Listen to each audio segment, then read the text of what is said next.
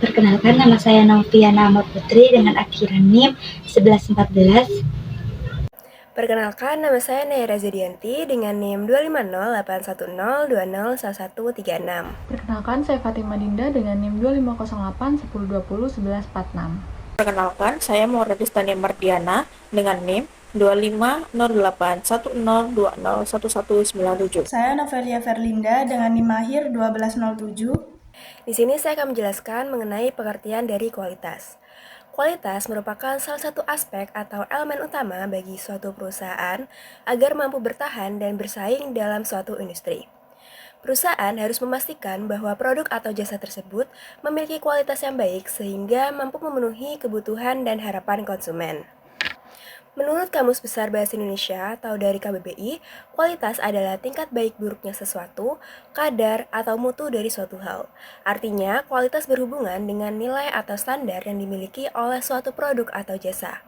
Semakin baik mutu atau standar yang dimiliki, maka semakin tinggi kualitas dari produk atau jasa tersebut. Sementara itu, menurut Goss dan Davis, kualitas merupakan suatu kondisi yang bersifat dinamis yang berkaitan dengan produk, jasa, manusia, proses, serta lingkungan yang mampu memenuhi bahkan melampaui harapan konsumen.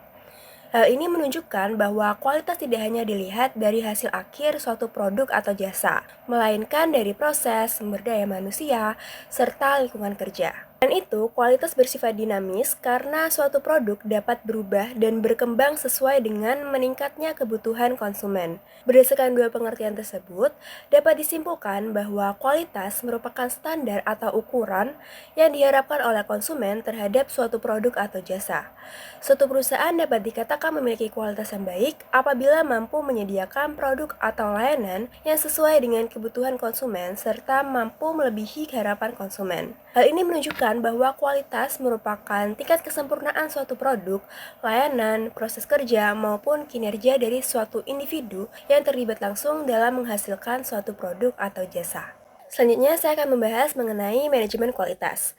Manajemen kualitas merupakan suatu konsep yang dirancang untuk memastikan bahwa proses produksi jasa maupun barang yang dilakukan oleh perusahaan mampu memberikan manfaat bagi pihak-pihak yang memiliki kepentingan atau berkaitan dengan perusahaan.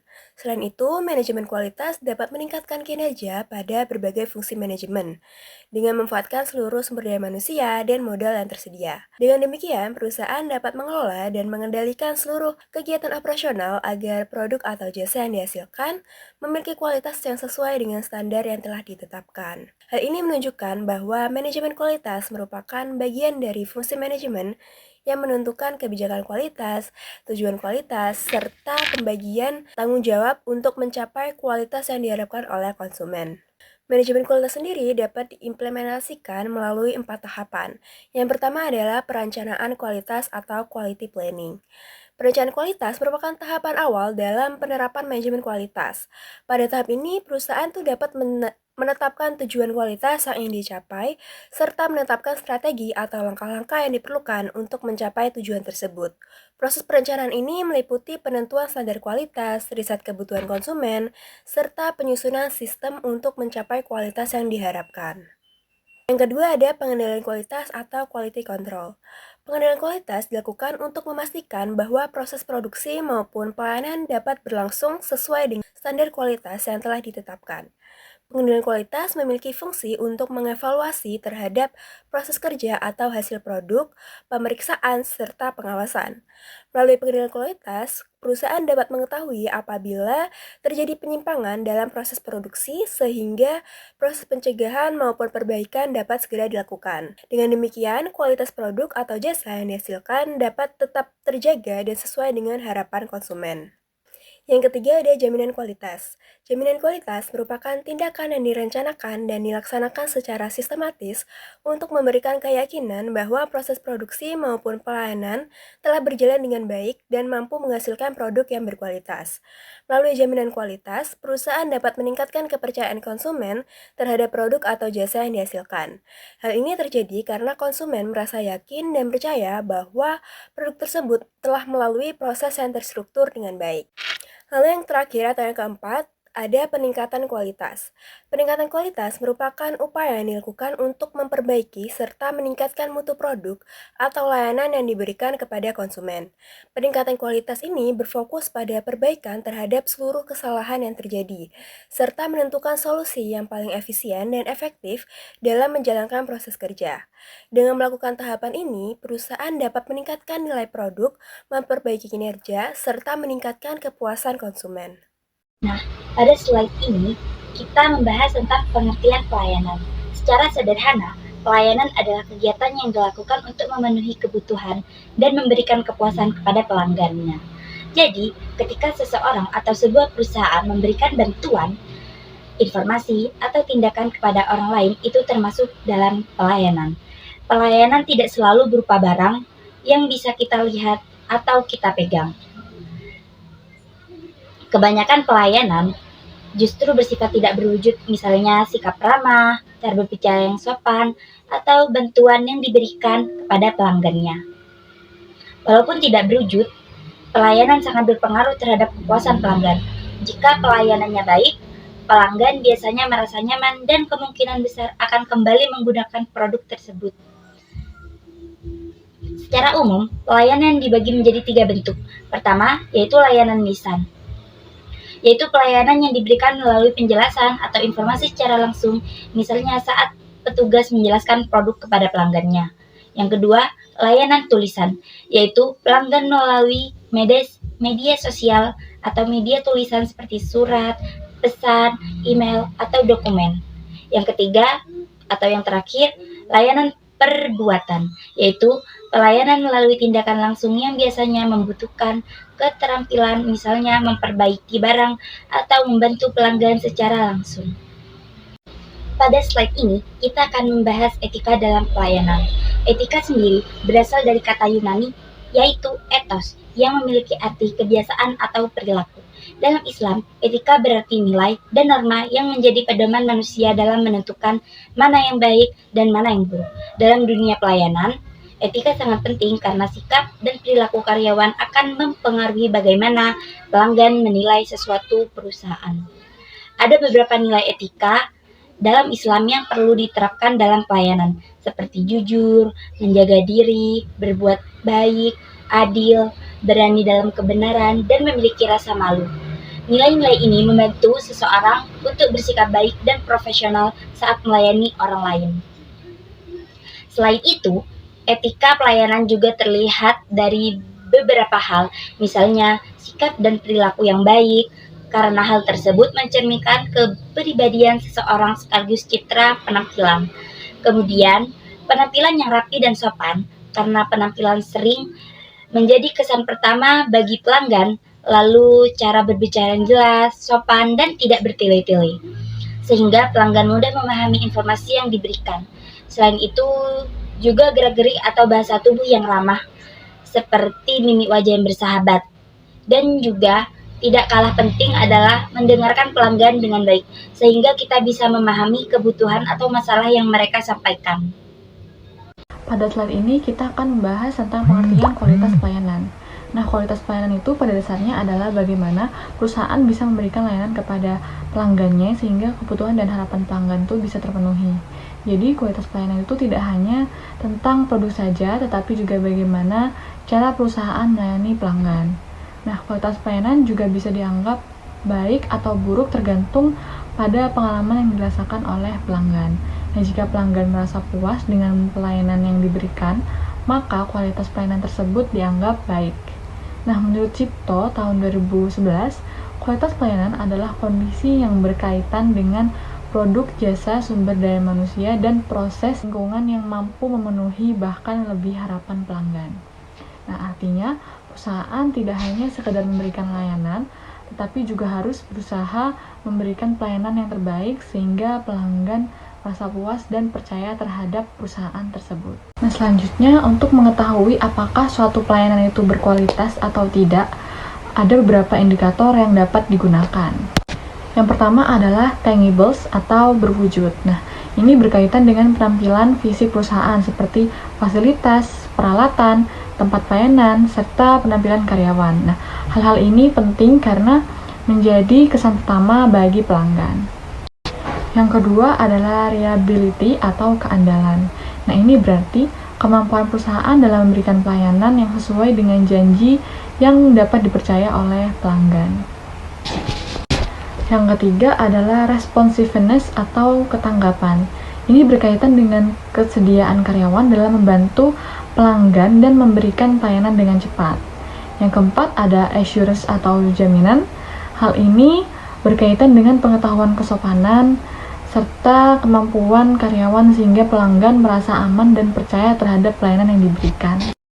Dan yang terakhir ada empathy atau empati. Empati berarti perusahaan memberikan pengertian dan kepedulian kepada setiap pelanggan serta memahami kebutuhan mereka. Selanjutnya saya akan menjelaskan tentang dimensi kualitas pelayanan. Jiptono 2011 437 ada 5 dimensi atau 5 faktor utama kualitas pelayanan yang digunakan konsumen untuk menilai atau menentukan kualitas pelayanan. Kelima dimensi tersebut adalah yang pertama keandalan atau reliability, yakni kemampuan orang memberikan layanan yang dijanjikan dengan segera, akurat, dan memuaskan. Yang kedua daya tanggap, yaitu keinginan para staf untuk membantu para pelanggan dan memberikan layanan dengan tanggap. Dan yang ketiga jaminan atau asuransi, yaitu mencangkup pengetahuan, kompetensi, kesopanan, dan sifat dapat dipercaya yang dimiliki oleh para staf bebas dari bahaya, resiko, atau keraguan-raguan. Dan yang keempat adalah empati, meliputi kemudahan dalam menjalin relasi, komunikasi yang baik, perhatian pribadi, dan pemahaman atas kebutuhan individual para pelanggan.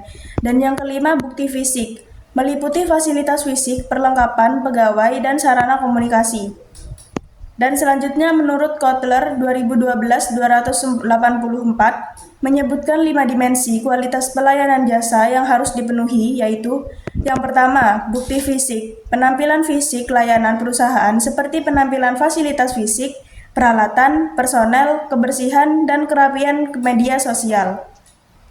Dan yang kedua, empati, kesediaan karyawan dan pengusaha untuk lebih peduli memberikan perhatian secara pribadi kepada pelanggan. Dan yang ketiga, kehandalan, yaitu kemampuan perusahaan untuk melaksanakan jasa yang dijanjikan dengan tepat dan terpercaya.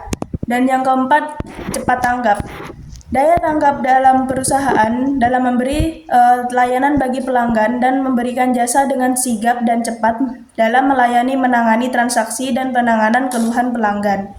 Dan yang kelima jaminan, yaitu kemampuan perusahaan memberi jaminan pelayanan yang merupakan pengetahuan dan kesopanan karyawan serta kemampuan mereka untuk menimbulkan kepercayaan dan keyakinan.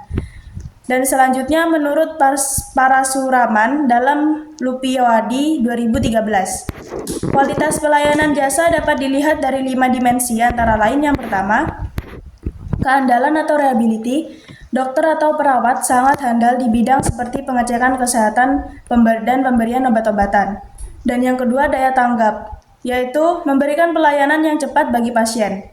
Dan yang ketiga jaminan, memberi jaminan pelayanan yang baik antara dokter dan pasien dengan sopan. Dan yang keempat empati, lebih peduli dalam menangani kesehatan bagi pasien. Dan yang kelima produk-produk fisik, memiliki fasilitas yang memadai, tepat yang bagus, dan lokasi yang sangat bersih steril. Di sini saya akan menjelaskan tentang karakteristik pelayanan jasa. Menurut Fandi Jiptono 2014, secara umum jasa memiliki 5 karakteristik utama, yaitu sebagai berikut. Yang pertama, heterogeneity atau variability, yang artinya bervariasi. Jasa bersifat tidak standar karena dapat memiliki berbagai bentuk dan kualitas yang berbeda. Perbedaan tersebut dipengaruhi oleh pihak yang memberikan layanan, waktu pelaksanaan, serta lokasi penyediaan jasa. Yang kedua, lack of ownership, artinya tidak ada kepemilikan.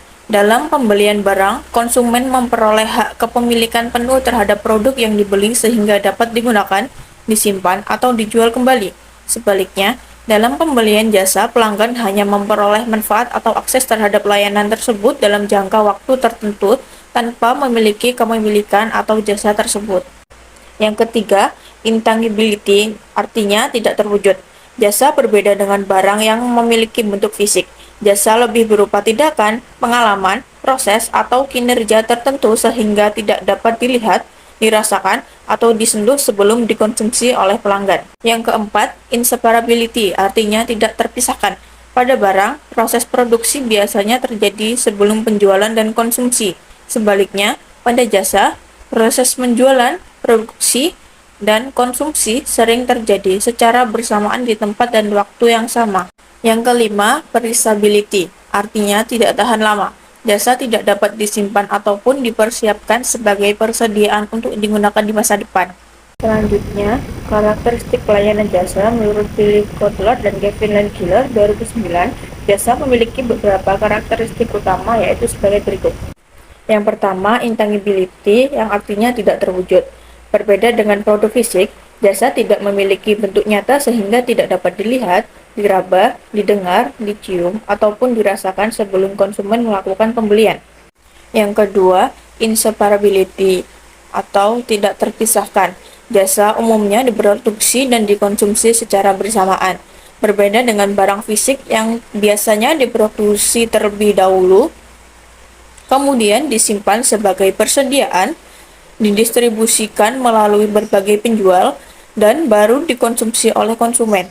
Penyedia jasa menjadi bagian dari proses layanan tersebut, sehingga interaksi antara penyedia dan pelanggan menjadi unsur penting dalam pemasaran jasa. Yang ketiga, variability, artinya bervariasi.